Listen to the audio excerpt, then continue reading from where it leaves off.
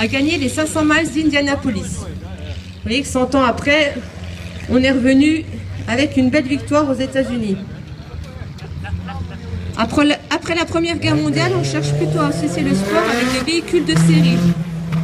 C'est ainsi que la 301, lancée en 1932, pilotée par André Boyau, bat les 1er et 2 juin 1932 le record des 24 heures sur l'autodrome de Miramas. Elle parcourt à l'époque 2650 km à la vitesse moyenne de 110 km/h. Donc la 301 Miramas, c'est la voiture qui est partie en tête de la parade, que vous pourrez apercevoir sur le circuit.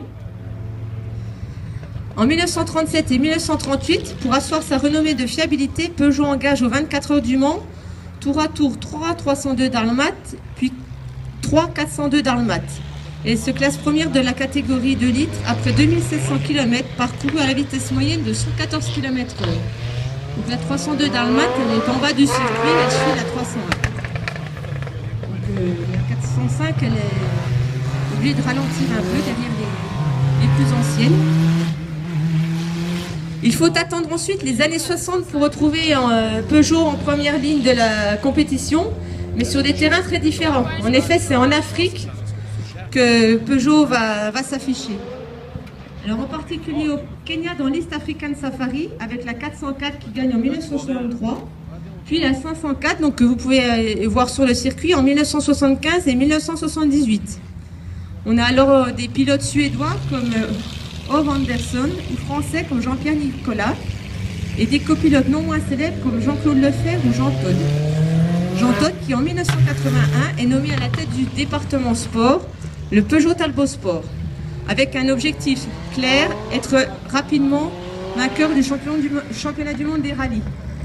Qui sera chose faite avec la 205 T16 en 1985 et 1986.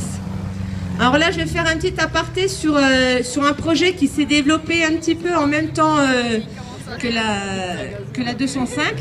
À Sochaux, il y avait un petit pôle compétition qui a mis au point la voiture que vous voyez rouler, la 305 V6. Mais qui, du fait du développement de la 205 en parallèle, n'a pas vu le jour en compétition.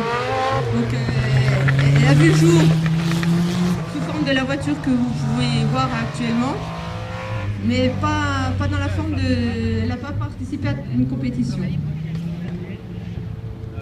Donc la 205 T16 que vous voyez, c'est une version Rallye Grand Raid.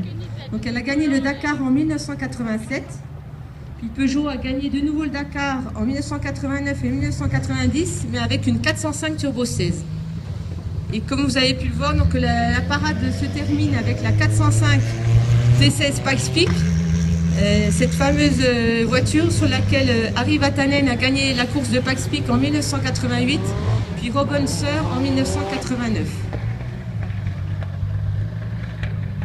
Et puis durant les baptêmes, vous allez voir d'autres voitures du musée, donc, notamment une 206 WRC, donc championne du monde des rallyes en 2000, avec Marcus Grenold, et puis la 307 WRC qui, donc elles feront chacune une séance de baptême.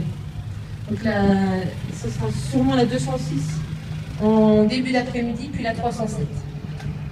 Donc toutes ces voitures habituellement exposées au musée sont exceptionnellement sorties pour faire des tours de piste. Si on n'a pas entendu le turbo. Durant ce week-end Peugeot Sport. La prochaine parade de ces véhicules aura lieu à 16h. En attendant, vous pouvez les voir, elles sont exposées en face de la boutique Peugeot Sport. Donc, je vous rappelle que sur le site, là, vous trouvez une boutique Peugeot Sport, donc l'exposition des véhicules du musée.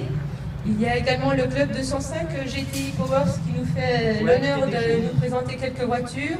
Ne leur en veuillez pas si elles sont un petit peu tachées, ils ont pris les chemins de traverse pour venir jusqu'ici. Et puis vous avez également un point restauration, donc si vous avez un petit creux, il y a de quoi faire. Je vais laisser la parole quelques instants à Bruno Famin, le directeur de Peugeot Sport, qui va nous dire quelques mots sur l'aventure Peugeot Sport. Merci. Sur l'aventure Peugeot ou l'aventure Peugeot Sport? Le turbo de la 405. Bonjour à toutes et à tous. C'est un grand plaisir d'être là aujourd'hui, en tout cas, de participer à ce grand moment de sport chez Peugeot. Le sport fait vraiment partie de l'ADN de Peugeot et ce genre de manifestation le prouve. Et on sait que la voiture c'est un objet de passion et le sport automobile encore plus. Donc c'est avec grand plaisir que Peugeot Sport a répondu à l'invitation de l'aventure Peugeot et du musée donc pour s'associer, pour faire ce week-end spécifique Peugeot Sport. Et on a amené, donc Emmanuel parlait des voitures du musée, on a amené aussi un certain nombre de voitures directement de nos ateliers, comme la 208 GTI.